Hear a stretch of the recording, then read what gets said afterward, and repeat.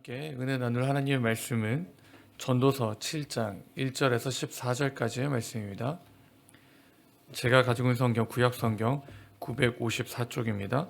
전도서 7장 1절에서 14절까지의 말씀을 함께 봉독하시겠습니다. 7장 1절입니다.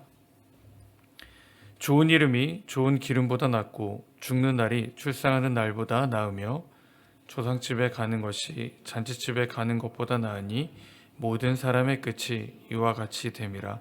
산자는 이것을 그의 마음에 둘지어다.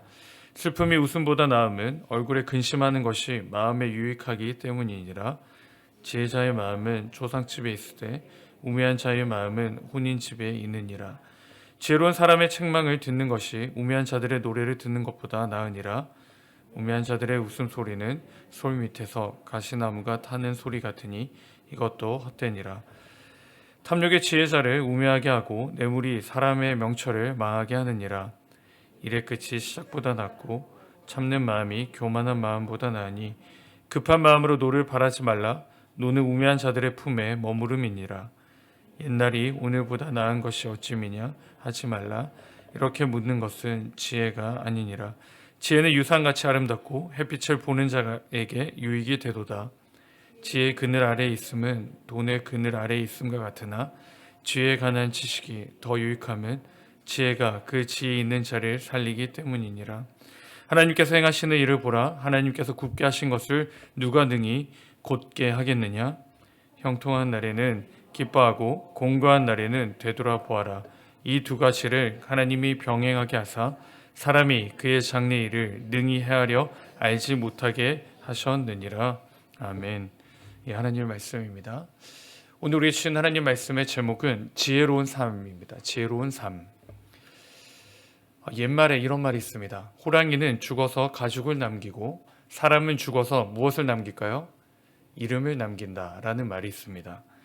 이 말은 사람에게는 다른 것보다도 이 명예가 중요하다는 것입니다. 우리 옛말을 이 성경에서 가져온 것 같습니다. 오늘 본문에서 가져온 것 같은데요. 오늘 본문이 동일하게 말씀하고 있는 게 있습니다. 우리의 인생이 의미가 있으려면 필요한 것이 있다라고 말하는데 그 필요한 것은 무엇이냐? 바로 이 이름을 남기는 것이 의미 있는 삶이다라고 말씀합니다. 1절에 보시면 이렇게 기록하는데요. 좋은 이름이 좋은 기름보다 낫고 라고 나옵니다. 여기서 좋은 이름으로 기록되지만 이 원어에는 이름으로만 기록됩니다. 직역하자면 기름보다 이름이 좋다라고 말합니다. 전도자는 1절에 보시면 출생하고 사는 것보다 아름다운 이름을 남기고 죽는 것이 훨씬 더 낫다라고 말씀합니다. 이 사람의 생애 마지막 때에 자신의 삶의 족적을 남기게 됩니다.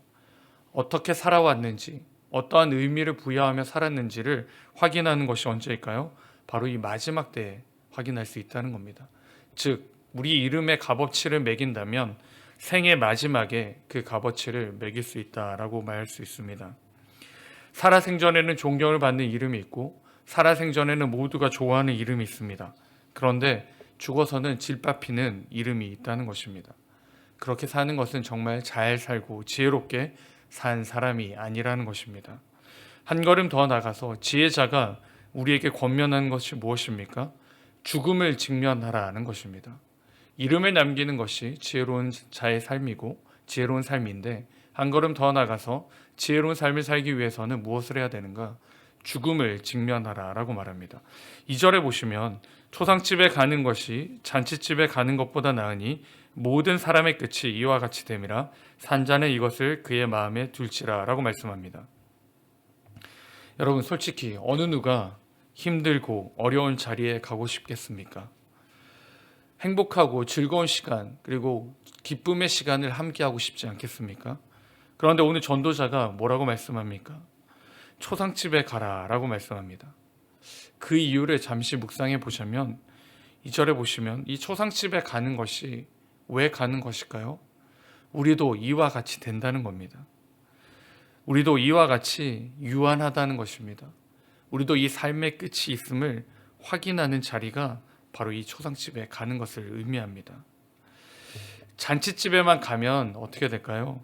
인생이 늘 흥겹고 즐겁고 좋은 일만 있을 것 같다는 착각을 가지게 됩니다. 그리고 더 나아가서 무엇을 할까요? 망각하게 됩니다. 인생이 끝이 없다고 망각하는 것입니다. 지금이 즐겁고 행복한 게 영원할 것이라고 생각하는 것입니다. 그래서 전도자는 또 4절에 이렇게 말합니다. 슬픔이 웃음보다 나음은 얼굴의 근신함으로 마음이 좋게 됨이라 라고 말씀합니다. 좀 이상한 말씀인데, 이 말씀을 제대로 이해하자면 여기서 말하는 웃음은 인생의 고난과 슬픔과 죽음을 망각하고 느끼는 환락을 말합니다. 이 거짓된 웃음을 말하는 것입니다. 전도자는 거짓된 웃음과 현실성 없는 낙관주의를 어떻게 해요? 벗어버리라는 겁니다. 우리 인생에는 고난과 슬픔과 죽음이 있음을 직시하고 그것을 인지하라 라고 말씀합니다. 그게 지혜로운 삶의 모습이라고 우리에게 존재하고 말씀해 주고 있는 것입니다. 사랑하는 성도 여러분, 사람은 망각의 존재입니다. 일이 끝이 시작이 좋으려면 이 망각에서 벗어나야 합니다. 우리가 지혜로운 삶을 살기 위해서는 우리가 망각에 빠져 사는 것이 아니라 현실을 직시하고 우리의 한계성을 파악하며 유한함을 고백해야 합니다. 8절에 보시면 이렇게 기록하는데요. 일의 끝이 시작보다 낫고 참는 마음이 교만한 바보다 낫다라고 말합니다. 출생보다 우리의 생의 마지막이 더 아름다워지려면 어떻게 해야 될까요? 지혜로운 삶을 살아야 하는데 그 삶은 망각하지 말아야 되고 그 망각하지 않기 위해서는 어떻게 해야 됩니까? 교만하지 말아야 됩니다. 교만하지 말아야 됩니다. 하나님 앞에 우리의 유한함을, 우리의 한계성을 고백하고 하나님 앞에 모든 것을 맡겨야 되는 것입니다. 교만하지 말고 인내해야 합니다. 우리의 이 삶 가운데 인내함으로 달려가야 합니다. 비록 지금 힘들고, 비록 지금 내가 어렵고, 비록 지금 내가 너무나도 아픈 상황 가운데 있다 하더라도 과거를 돌아보고 과거에 좋았던 것에 매여 살아가는 것이 아니라 현재를 피하려고 열심히 아둥바둥하는 것이 아니라 현재에 대한 모든 것들을 하나님 앞에 인식하고 받아들이고 그리고 어떻게 해요? 인내함으로 달려갈 때 우리의 이 마지막이, 우리의 생의 마지막이 저와 여러분의 이름이 의미가 있고 저와 여러분의 이름이 하나님이 기뻐하시고 하나님이 기록해 주실 것임을 오늘 전도자는 말씀해 주고 있는 것입니다. 사랑하는 성도 여러분, 우리는 오늘도 바쁘게 살아갈 것입니다. 근데 바쁜 일상 가운데 우리가 꼭 기억해야 할 것이 있습니다.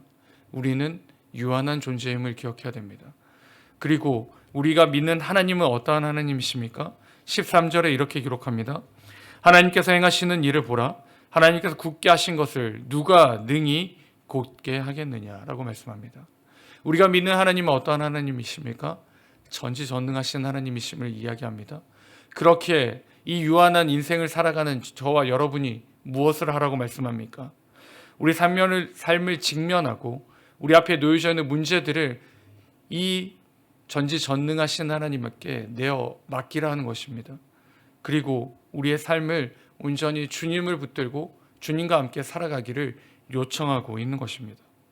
마태복음 11장 28절에 이렇게 기록합니다. 수고하고 무거운 짐진 자들아 다 내게로 오라. 내가 너희를 쉬게 하리라. 짊어질 수 없는 문제를 내가 해결하려고 할 때 우리는 우둔한 삶을 살게 됩니다. 해결할 수 없는 삶을 내 마음대로 감당하려 할 때 우리는 실패한 인생이 되는 것입니다.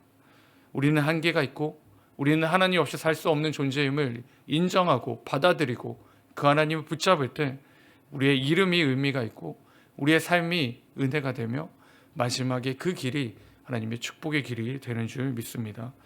바랍게는 저와 여러분의 오늘 하루의 삶이 내가 문제를 짊어지고 사는 것이 아니고 또한 내가 과거에 하려 한 삶 가운데 매어 살아가는 것이 아니고 앞에 계신 하나님께 내어 던져서 그 하나님이 인도하시고 하나님이 이끌어 가시는 그 놀라운 삶을, 그 인도하심을 꼭 기대하시고 소망하심으로 오늘 하루 이 지혜로운 삶을 살아가시는 저와 우리 모두가 될 수 있기를 주님의 이름으로 축원드립니다.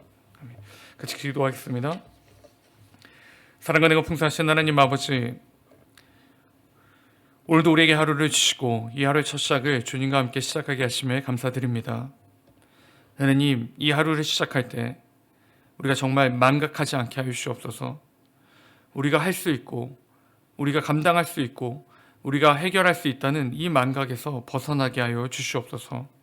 우리는 유한한 존재이고 우리는 한계가 있고 우리는 모든 것이 없지만 오직 하나님 한 분이 계시기에 오늘도 이 하루의 삶을 온전히 기쁨으로 살아가게 하여 주시옵소서.